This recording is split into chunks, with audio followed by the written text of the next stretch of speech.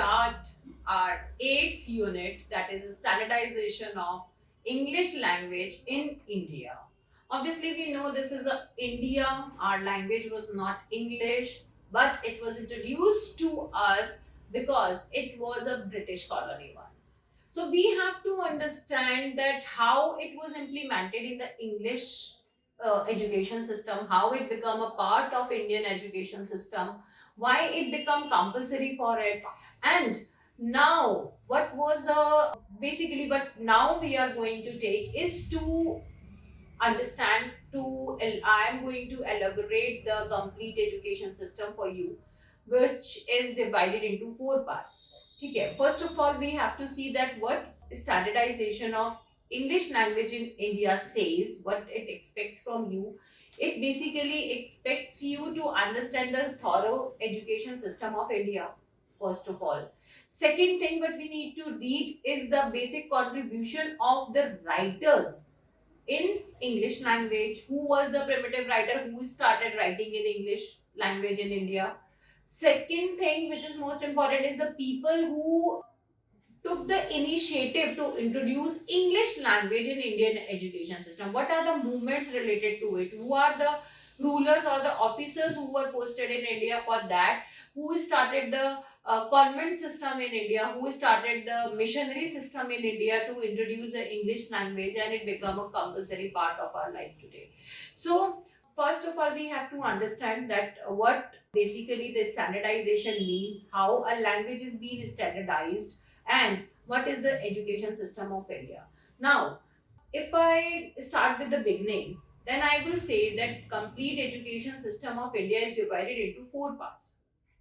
First is ancient education system, which is started from the primitive time and ends around 10th or 11th century AD, when the Muslim invaders started coming to the Indian continent. Second is medieval period, where the Urdu become the part of Indian language. Madrasas get open, that is from the 11th century to 18th century, till when along with the Sanskrit, along with the Hindi and other Indian dialects, Urdu become also a part of Indian studies. It become a part of Indian education system. It schools are introduced, like madrasa are the Urdu schools, and that become a part. Third part is modern. When the British Raj was there, when the British rule was there, and from the 18th century to 20th century, 300 periods around, this language, English, was introduced to Indian colony. It introduced to Indian continent, and gradually it become a part of universities, colleges, school, and then become a compulsory part of our life till 20th century. Then last point is, or last age is contemporary period, that is 21st century, where the life without this English language is impossible. We are operating phones, we are operating computers, we are operating many machines. For that we need this language. Okay, so that is basically a four ways thing, a four parts of Indian education system which we have to understand this complete unit of standardization of English language in India. Okay, so first of all, I will give you a thorough outline of this unit so that you can prepare, and then in the later lectures I will definitely take this unit in detail. So stay tuned with us. Those who are watching this channel and has not subscribed it till yet can subscribe it, because I am going to explain the complete unit in detail on our channel. Okay, thank you. Let's start with our first part of Indian education system, that is ancient education system of India. What was there in the ancient education system? Ancient education system was divided into three parts. First, Gurukuls. So from the primitive time, if we count from the time of Lord Ram, it was Gurukul. Right? You all know that he and his three brothers went to the Gurukul of Guru Vashisht. Even Sita and her three sisters went to the Gurukul. So the system of Gurukul was there. And the Gurukul, in today's language, what is Gurukul? That is like our boarding schools of today. Students are going there, taking the food they are providing, living the way they are suggesting, and taking the education. It was not like our system, the schools and all. Students are going and coming back to home. They are manipulating the parents, and parents are going again to the school and fighting with the teachers. What have you taught? What have you taught? What have you said to my children? And such kind of things are actually degrading the position of a teacher in the society. But if we say about Indian society, then the teacher is coming just after the God, right? हम लोग यहाँ पे गुरु ब्रह्मा गुरु विष्णु बोलते हैं, तो हम गुरु को ही ब्रह्मा विष्णु की जगह पे रखते हैं, गुरु को ही महादेव की जगह पे रखते हैं। क्यों? क्योंकि अगर उन्होंने हमें जन्म दिया है भगवान ने, तो यहाँ पे गुरु है जो हमें बना रहे हैं, वही हमें सारी एजुकेशन दे रहे हैं। सो teacher is like equal to God in Indian society, in Indian civilization, in Indian culture, tradition.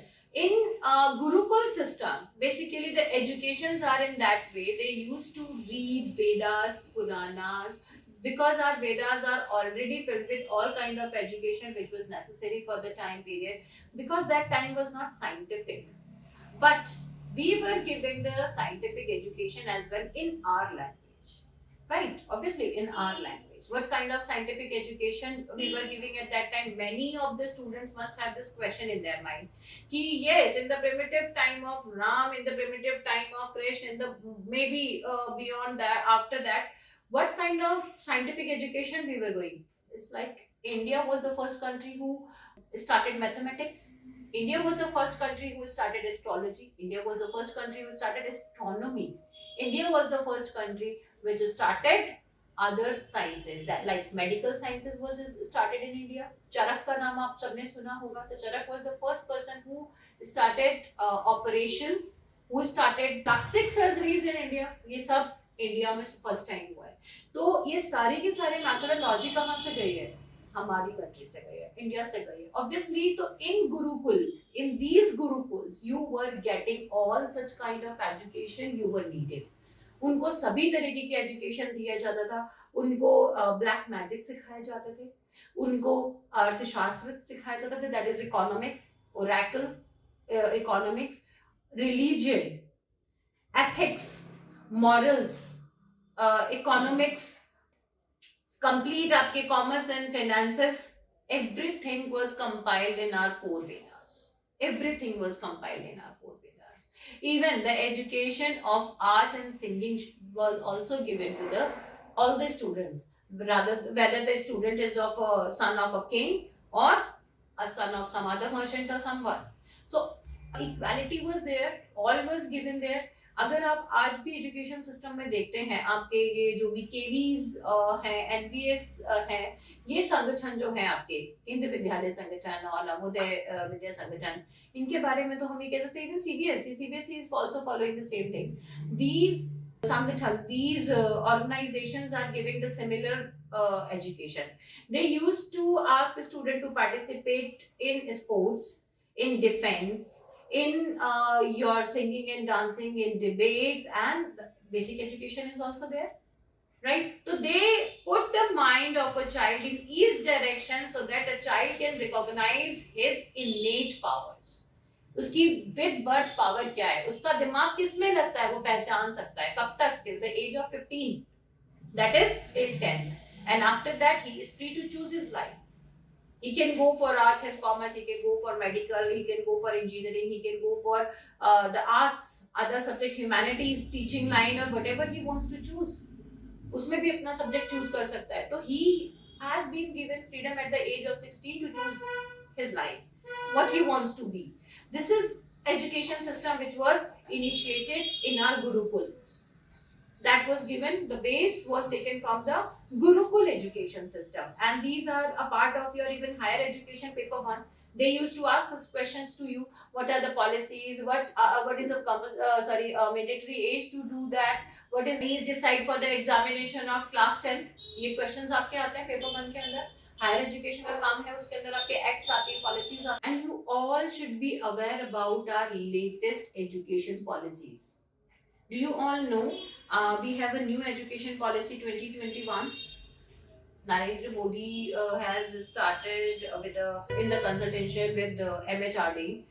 He has initiated a new education policy at 2020, according to which everyone is free for taking the education in the desired language. No compulsory language policy is this. So you should know all the education policies for your paper one higher education, and for this standardization, you should understand the concept of Indian education system. Then only you will be able to understand that how English become a part of it and why it was asked by the Indian leaders to make English as a compulsory part. Okay, I think according to our ancient education system or in the part of our ancient education system, you all know now what is Gurukul system, right? Now, the second part of ancient education system is universities. When the world was not even aware about a proper schooling system, our country had universities. You must be amazed ki how is it possible. Then obviously you all know the example of Nalanda University that was made in first AD by Gautam Buddha, or definitely by the king who was inspired from the Gautam Buddha. In the time of Mahavira and Gautam Buddha, Nalanda University was made. And the what are the subjects being taught to them? It was not religion, but the chambers were there. A chamber for Mahavir was there, chamber for Buddha was there. The students were living in one hostel. Both the studies were combined and taught. They were taught the basic lifestyle. That what is the best lifestyle for a person to opt? What should he do? And they were choosing the subjects there. I don't know whether you students are aware about the fact or not, but in the first AD, our teachers, our scholars were given choice to choose their own subjects according to their proficiency. The hostel for sciences were different from the hostel of arts. There were three sections. If you went to the Nalanda University, it is a vast area where everything was divided. The science section is different from the arts section. The religious and ethics section is different.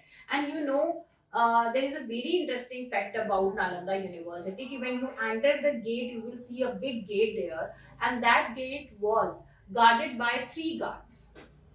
Those guards used to take interviews of the scholars who wanted to take education in Nalanda University.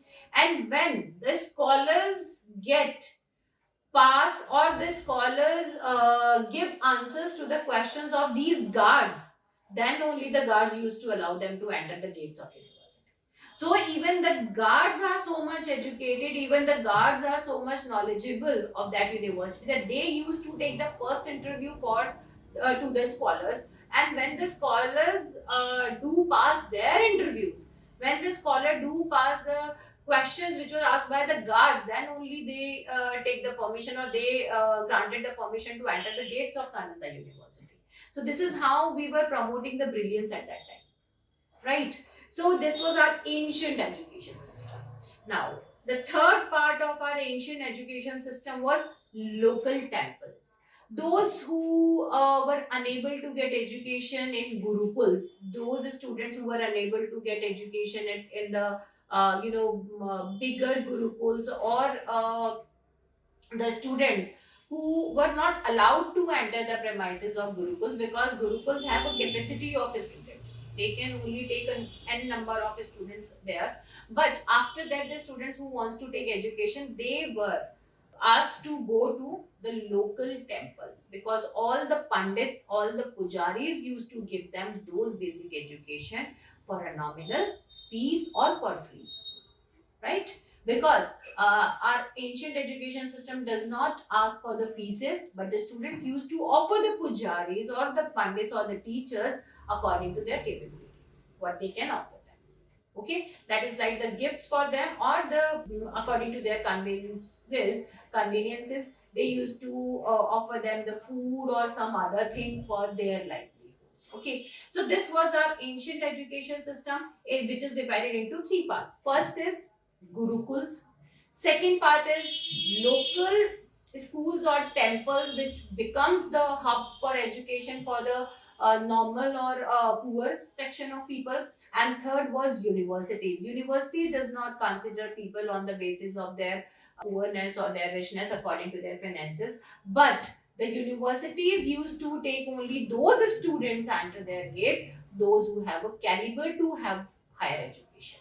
Okay, so this was our ancient education system. Okay, guys, another thing which was very important to know now, the section which I have taught you today is a part of both higher education paper 1 and standardization of English language in India paper 2. So you all the students have to watch this video and to understand the basic concept of standardization of language or the higher education system in India, how the education has started in India, what was the basic roots of education in India, what was the basic model of education in India. ठीक है, तो मैंने आज आपके साथ क्या discuss किया है, ancient education model, ancient education system of India, okay, which was divided into 3 parts. Again I'm repeating 3 parts, that is first is Gurukul, second is local temples, and third was universities. So you have to focus on it. Stay tuned, subscribe our channel, and I will give you more details. The second part of our this section or this lecture will be given to you on the same channel. Subscribe it, like it, and we will provide you the thorough unit in the same link. Okay, you can even contact me on the number given below. Thank you guys. Bye.